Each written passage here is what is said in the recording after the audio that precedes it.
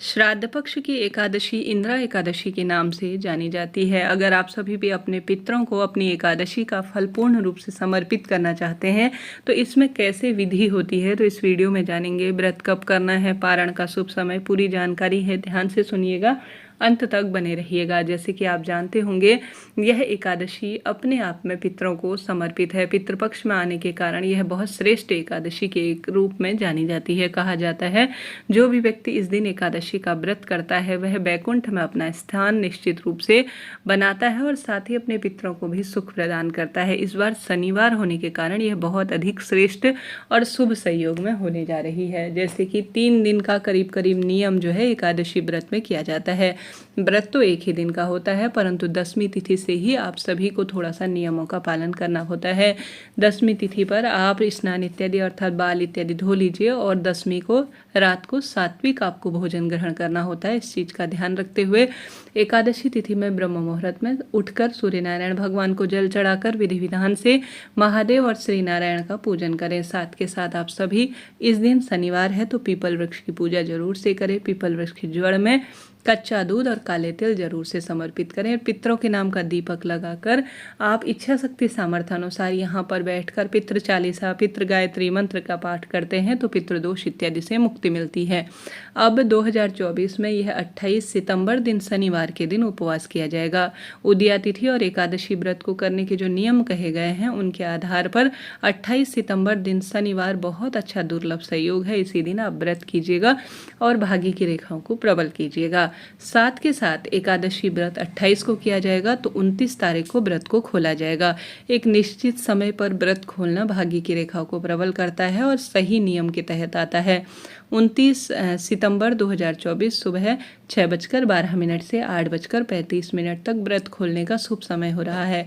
इस समय अपने व्रत को खोल लीजिएगा, तभी आपका व्रत सही और सफल माना जाएगा।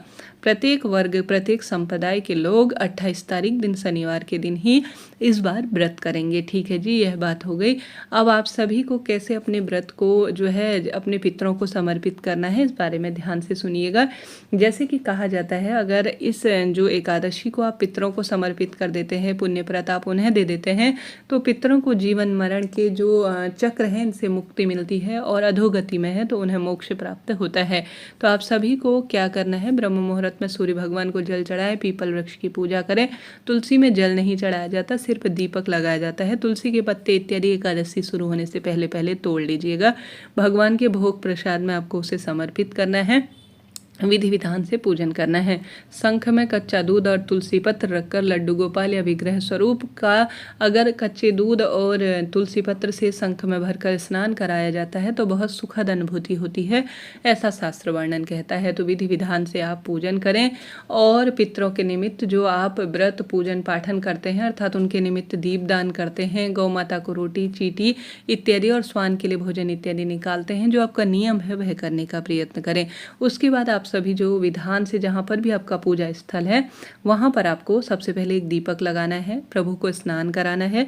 विधि विधान से आप सभी की जो पूजा की प्रक्रिया रहती है तो सबसे पहले तो उसमें दीप लगाया जाएगा, स्नान इत्यादि किया जाएगा। उसके बाद आपको काले तिल या सफ़ेद तिल का ही पितरों की पूजा में प्रयोग होता है। चावल श्री नारायण को एकादशी के दिन प्रिय नहीं होते, द्वादशी के दिन इन्हें खाना चाहिए। सबसे पहले अपने दाहिने हाथ में थोड़ा सा काले तिल लेंगे, थोड़ा जौ भी ले सकते हैं, पुष्प भी ले सकते हैं। आपका नाम और गोत्र जो भी है, ठीक है, जैसे आपका जो नाम है वह बोलिए।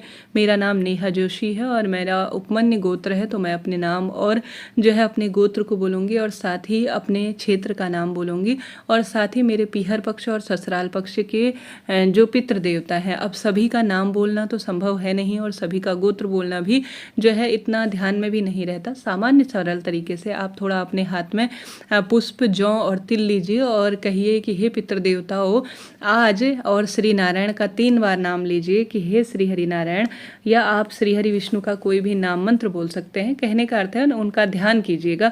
3 बार श्री नारायण श्री नारायण श्री नारायण और अपना नाम गोत्र बोले और अपने पीहर पक्ष और ससुराल पक्ष के पितरों का स्मरण करें और कहें कि हे प्रभु आज मेरा नाम या जो भी आपका गोत्र है वह बोले। मैं एकादशी का व्रत का संकल्प ले रही हूँ और अपने पितरों को इसे समर्पित करने का जो है संकल्प लेकर मैं अपने पितरों को यह एकादशी देना चाहती हूँ। मेरे इस नियम को आप परिपूर्ण करें और मेरे पितरों का तारण हो और उन्हें मोक्ष प्राप्त हो, ऐसी प्रार्थना करते हुए श्री नारायण के चरणों में जौ, तिल और पुष्प इत्यादि आपने लिया है अपने हाथ में तो उन्हें समर्पित कर दीजिए। तो इस तरह से यह जो है एकादशी व्रत करने के जो है संकल्प के नियम के तहत आती है, जो आपको करनी है। इस तरह से आपको कार्य करना है। एक समय का भोजन जब द्वादशी तिथि पर आप अपने व्रत को खोलेंगे तब आपको ब्राह्मण देवता को देना है, ऐसी मान्यता है। ऐसा करने से बहुत सुख की अनुभूति होती है। और इस दिन आप व्रत की कथा सुने, विधि विधान से पूजन करें और पीपल वृक्ष की जड़ में दीप लगाएं।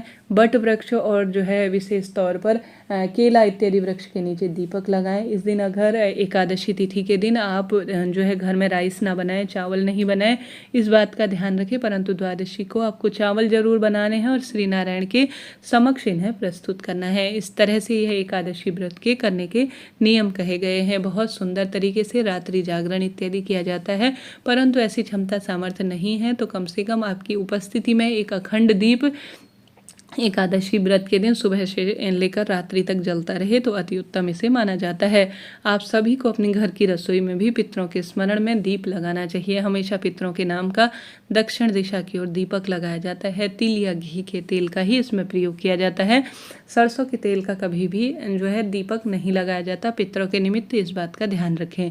आप इस दिन ओम नमो भगवते वासुदेवाय महामंत्र की एक माला का जाप कर भी अपने पितरों के निमित्त इसे समर्पित करते हैं। खास तौर पर महिला कोई भी कार्य करती है तो इसके पीहर पक्ष और ससुराल पक्ष दोनों सुख प्राप्त करते हैं, क्योंकि वह दोनों कुलों की द्योतक होती है। गौ माता को रोटी खिलाएं। कभी ऐसा ना सोचे कि आपका एकादशी का व्रत है तो पितरों के निमित्त या गौ माता को हमें कुछ भी नहीं खिलाना है, ऐसा नहीं है। कहा जाता है पितृपक्ष में जो हमारे पितृ होते हैं वह चींटी के माध्यम से, चिड़िया के माध्यम से, गौ माता के माध्यम से, ब्राह्मण देवता के माध्यम से, श्वान के माध्यम से या किसी न किसी स्वरूप में वह धरती पर विचरण करते हैं, हमारे आसपास रहते हैं और हमारे द्वारा प्रदत्त चीज़ों को ग्रहण करते हैं और आशीर्वाद देते हैं, तृप्त होते हैं और उनकी अधोगति है तो वह मुक्त होते हैं। तो इन सरल से छोटे छोटे से कार्य को आपको जितना संभव हो करने का प्रयत्न करना चाहिए।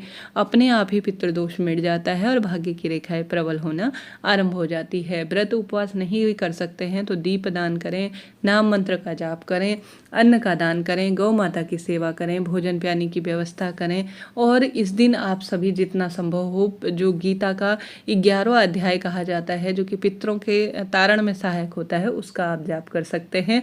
यह भी बहुत सुखद एहसास देता है। साथ के साथ आप सभी को जैसा मैंने बताया पितृ चालीसा, पितृ गायत्री मंत्र का भी आप जाप करते हैं तो अत्यधिक इसे शुभ और श्रेष्ठ माना जाता है। एकादशी तिथि व्रतों में सबसे उत्तम व्रत कही गई है, जो कि रोग, शोक, कष्ट, संकट, पीड़ा का निदान करने में सहायक है। हार रहे हैं, दुख पा रहे हैं तो इन कार्यों को करें, लाभ मिलेगा।